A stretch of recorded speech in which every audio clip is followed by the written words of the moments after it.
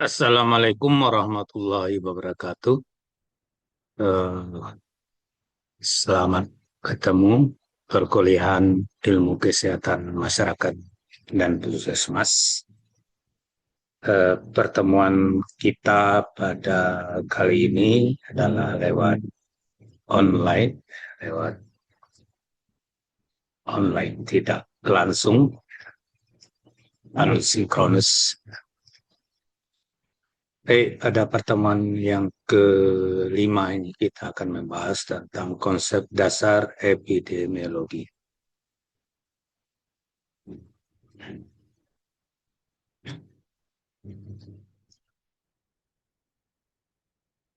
Eh, Kita sebagai tenaga teknis kefarmasian memang harus juga memahami tentang konsep epidemiologi. Sebagai tenaga kesehatan, tentu kita akan berhadapan dengan fenomena-fenomena penyakit atau permasalahan kesehatan di masyarakat.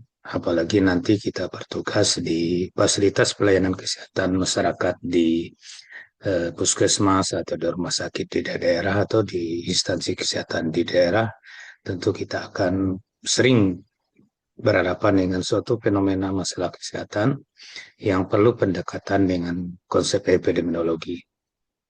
Nah, kita awali dengan apa itu epidemiologi. Epidemiologi itu ilmu yang mempelajari tentang distribusi dan determinan masalah kesehatan dalam suatu populasi atau dalam suatu masyarakat. Jadi bagaimana pola distribusi dan apa yang menjadi faktor-faktor penyebab atau faktor-faktor risiko terjadinya masalah kesehatan. Nah, itu harus kita pahami. Jadi kita harus tahu bagaimana distribusinya. Distribusinya bisa berkaitan dengan siapa yang menjadi penderita. Nah, siapa di sini bisa kelompok-kelompok tertentu yang punya kerawanan, nah, untuk mengalami penyakit. Bisa berdasarkan jenis kelamin, bisa berdasarkan kelompok umur, atau faktor-faktor risiko yang lainnya. Dan kapan itu masalah kesehatan itu muncul atau terjadi?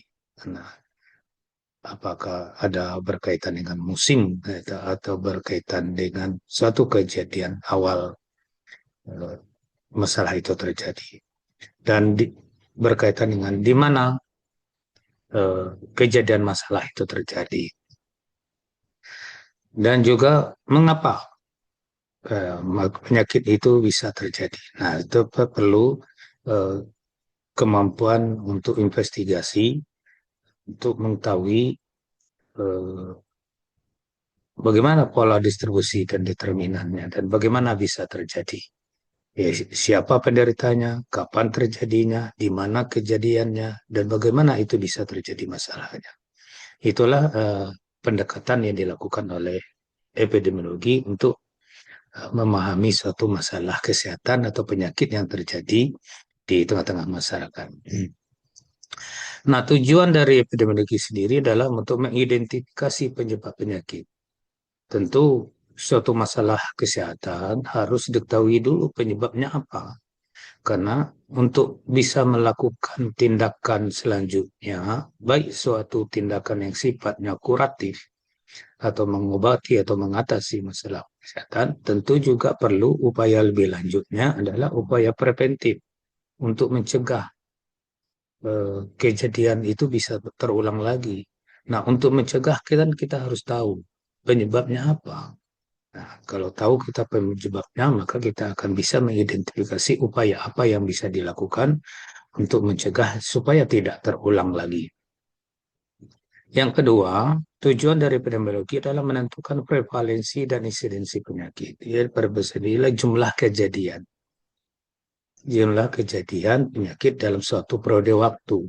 Nah, kalau prevalensi ini adalah kasus lama dan kasus baru dalam suatu rentang waktu tertentu penyakit. Sedangkan insidensi ini adalah kejadian-kejadian baru penyakitnya, kejadian yang baru terjadi ya, satu rentang waktu tertentu. Jadi berapa kasus lama ditambahnya kasus baru itu prevalensi, sedang kasus yang pertama kali muncul itu insidensi. Sehingga kita bisa memahami eh, tingkat kejadiannya. Yang selanjutnya menilai dampak masalah kesehatan dalam masyarakat. Nah, tentu masalah kesehatan itu akan menimbulkan dampak.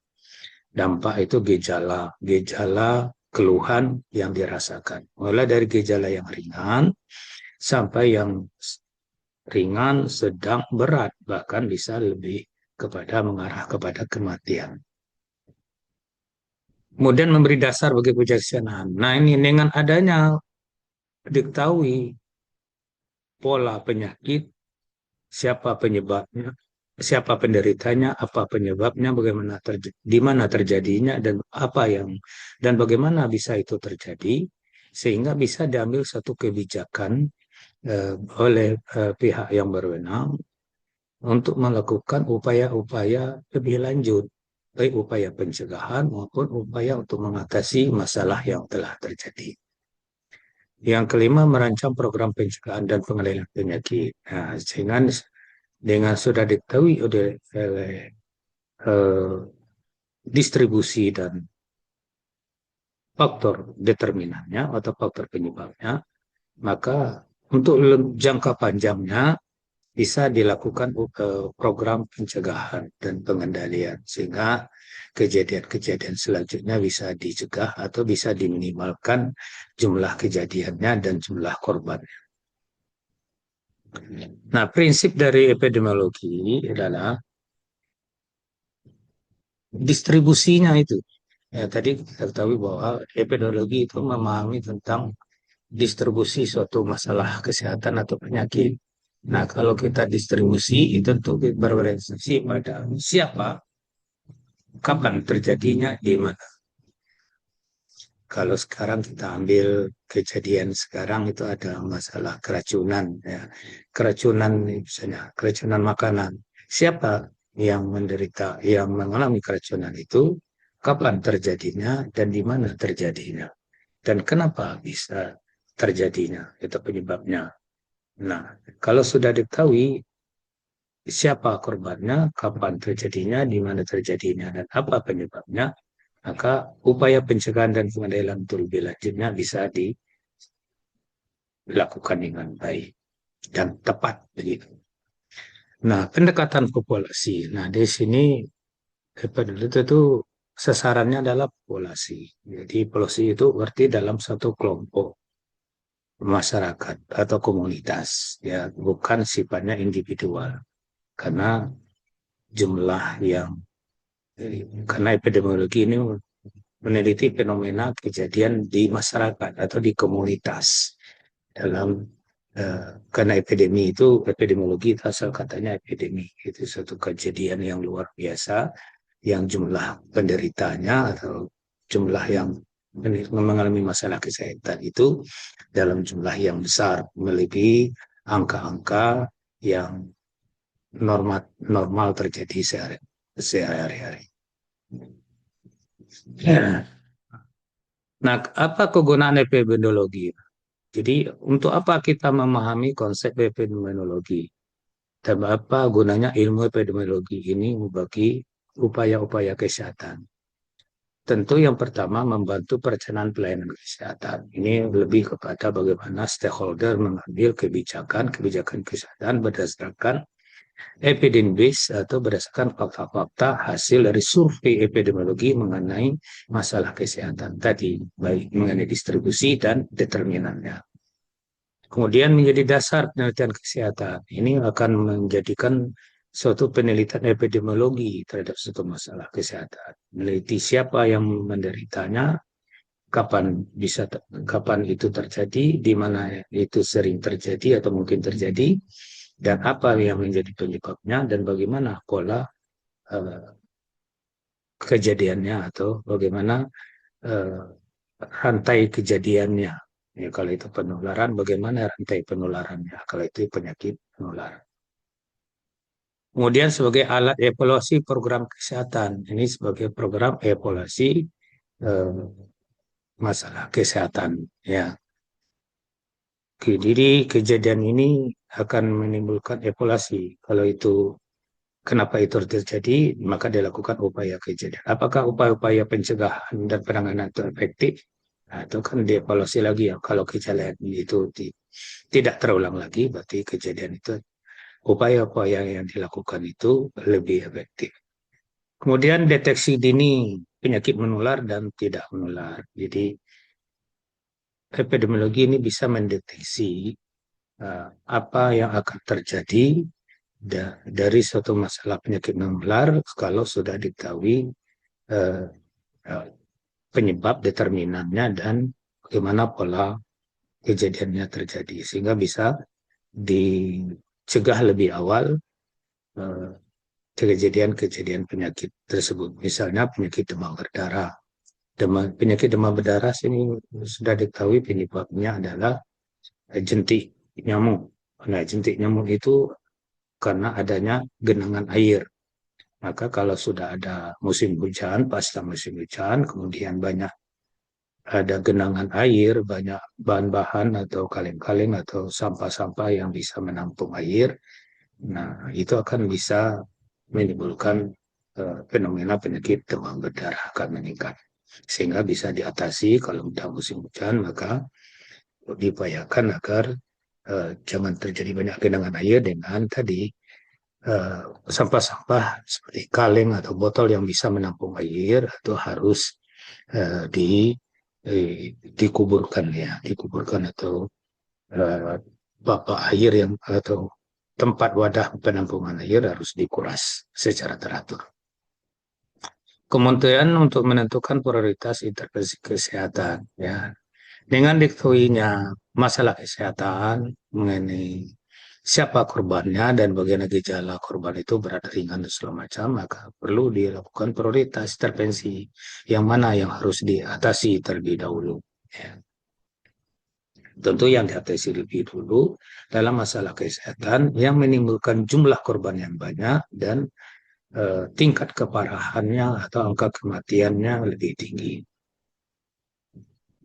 Nah, epidemiologi berbasis wilayah ini memang lebih pada karena epidemiologi memang berbasis komunitas. Komunitas itu suatu masyarakat pada wilayah tertentu.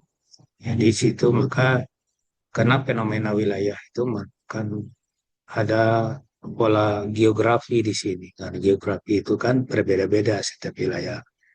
Topografinya, eh, daerah dataran tinggi, dataran rendah, daerah yang berbukit, daerah yang pegunungan, daerah pantai, tentu fenomena permasalahan penyakitnya juga berbeda. Karena di situ determinannya yang ada juga berbeda. Dan pola perilaku masyarakat juga berbeda. Sehingga permasalahan kesehatannya akan berbeda juga. Kemudian membantu pemetaan masalah kesehatan ya. Nah, dilakukan pemetaan sesuai dengan kerawanan daerah tersebut terhadap suatu penyakit. Jadi setiap daerah tadi tentu punya kerawanan tersendiri terhadap suatu penyakit sesuai dengan karakteristik daerah atau topografi atau geografisnya. Ya, daerah rawa-rawa tentu banyak nyamuk. Ya, di situ mungkin malaria lebih dominan ya. Kalau di sana banyak pemeliharaan anjing, ya, tentu di situ akan rawan rabies, ya, sehingga bisa dipetakan wilayah-wilayahnya yang rentan terhadap satu masalah kesehatan. Dasar untuk intervensi berbasis komunitas. Jadi kalau sudah dideteksi kerawanan suatu daerah tertentu terhadap suatu penyakit tertentu, tentu eh, penanganannya juga akan jelas. Jadi prioritas terhadap masalah kesehatan pada satu wilayah itu bisa lebih difokuskan.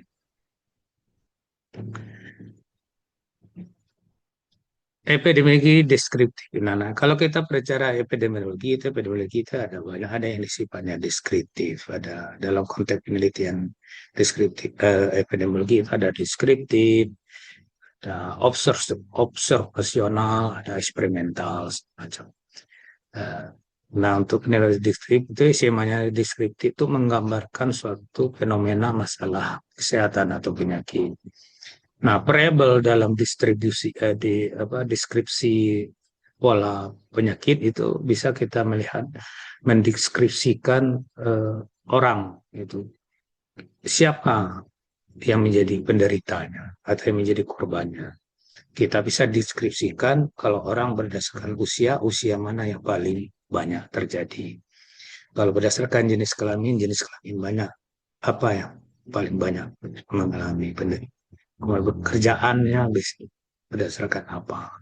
Atau dengan karakteristik yang lain, misalnya pendidikan atau yang lainnya. Kemudian bisa juga kita mendeskripsikan fenomena suatu masalah kesehatan itu berdasarkan tempat. Di mana tempat itu yang paling tinggi kejadiannya. Berdasarkan wilayah, wilayah lingkungan, atau klaster-klaster tertentu, ya. Daerah dataran tinggi, dataran rendah, atau daerah perkotaan, atau pedesaan, atau daerah marginal, atau urban. Nah, itu kan kita bisa, di mana masalah itu terjadi. Kemudian waktu. Nah, waktu ini, kapan waktu itu sering kejadiannya lebih tinggi kejadiannya. Nah, kejadian yang paling tinggi itu paling sering kapan? Sehingga terlihat fenomena. Misalnya musiman, pas musim hujan kejadian itu kejadian penyakit tertentu tinggi.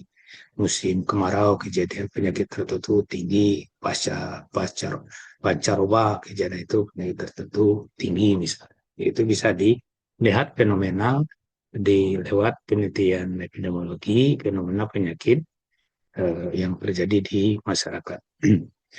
Hasil ini semuanya bisa menggambarkan pola penyakit berdasarkan penderitanya, tempat kejadiannya, waktu kejadiannya. Nah, ini contoh ya, contoh kasus diare pada musim hujan. Ya, biasanya diare musim hujan ya karena mungkin airnya kurang begitu bersih. Genangan banyak musim hujan ada terjadi genangan air, mungkin bisa jadi banjir, terjadi pencemaran air, sumber air minum, sehingga bisa menimbulkan diare. Demam berdarah biasanya daerah perkotaan, daerah yang padat penduduk biasanya yaitu karena uh, kurang sanitasinya kurang bagus, ya, sehingga bisa menimbulkan uh, tempat yang baik bagi ya, nyamuk untuk berkembang biak. Nah, hipertensi biasanya berkaitan dengan usia, ya biasanya terjadi pada usia di atas 40 tahun.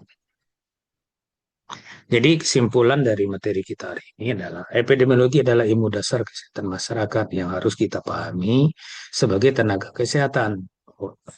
Apalagi kita nanti bertugas di fasilitas pelayanan dasar di puskesmas, di rumah, atau di dinas kesehatan yang akan turun untuk memahami, menyelidiki fenomena penyakit yang terjadi. Kedua, membantu memahami penyebab distribusi dan pencerahan penyakit. Ya, tadi karena epidemiologi itu akan menyelidiki bagaimana distribusinya dan apa determinan atau penyebabnya. Kemudian prinsip utamanya adalah distribusi, determinan, dan pencegahan. Jadi distribusi itu tadi kita sudah pahami berkaitan dengan siapa orang. Nah, orang bisa jenis kelamin berdasarkan umur, berdasarkan pekerjaan atau faktor risiko yang lain, kemudian waktu kapan sering terjadi dan di mana waktu sering terjadi, kemudian determinan apa saja menjadi faktor penyebabnya. Dari itu bisa dilakukan upaya pencegahan. Epidemiologi deskriptif dan berbasis wilayah penting bagi kebijaksanaan karena setiap wilayah itu punya karakteristik tersendiri sehingga permasalahan kesehatannya juga ada kekhususan dan khasnya masing-masing. Baik. Saya rasa itu pemaparan singkat. Bisa kita lanjutkan dengan diskusi lewat langsung daring atau lewat tatap muka atau kapan saja kalau ada permasalahan berkaitan dengan materi ini bisa kita lanjutkan dengan diskusi supaya pemahaman tentang ini bisa lebih lebih baik. Saya rasa itu pemaparan pemateri. Terima kasih. Assalamualaikum warahmatullahi wabarakatuh.